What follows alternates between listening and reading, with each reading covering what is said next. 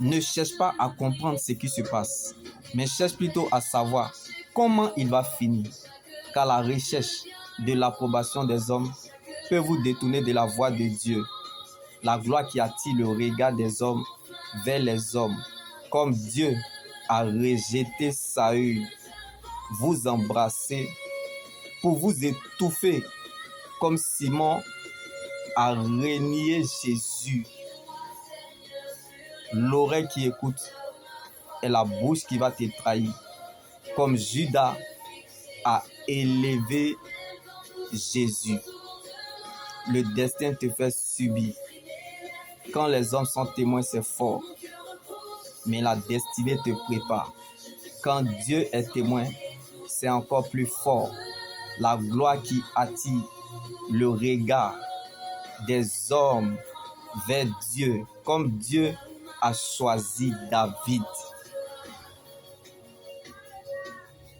David aimait tellement Dieu, à tel enseigne que Dieu était son berger et lui le mouton.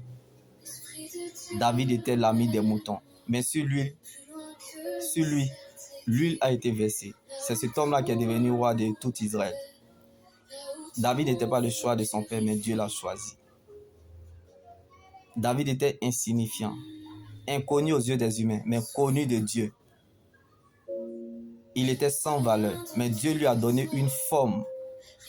Alors je prie que là où tu es, que la bonne santé de ta foi donne la santé à la foi de quelqu'un. Car prêcher ne veut pas dire adorer Jésus. C'est trop facile, bien-aimé, de prêcher. Tout le monde peut le dire, tout le monde peut le faire. Mais rester devant la face de Dieu, ou vivre, ou demeurer dans la présence de Dieu, c'est une autre chose. Parce que la foi est appelée à traverser les difficultés. Donc il y a des choses que Dieu ne pourra pas te donner ou faire avec toi tant que tu n'apprends pas à rester devant sa face. Car nous vivons dans un monde d'où si tu refuses d'être contrôlé, manipulé ou dominé, attends-toi et sois donc prêt à être rejeté. Mais si une chose ne veut pas t'aider, c'est parce qu'il y a une chose qui t'aidera.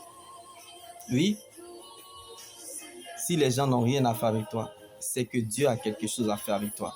Alors ne cherche pas à savoir si les gens sont avec toi, mais cherche plutôt à savoir si Dieu est avec toi. Car on ne peut parler de l'évangile si on a été appelé. Donc tu ne peux pas combattre si tu n'es pas aimé. Si la bouche avait des yeux, Étienne ne serait pas mort. Donc ce ne sont pas toutes les vérités qui sont bonnes à dire. Ce n'est pas tout ce qu'on fait de bien que Dieu approuve forcément. Chacun pense qu'il se conduit toujours bien dans la vie, mais c'est le Seigneur qui connaît le fond du cœur. C'est la sincérité qui attire l'attention de Dieu. Donc, malheur à nous si on ne prêche pas l'évangile.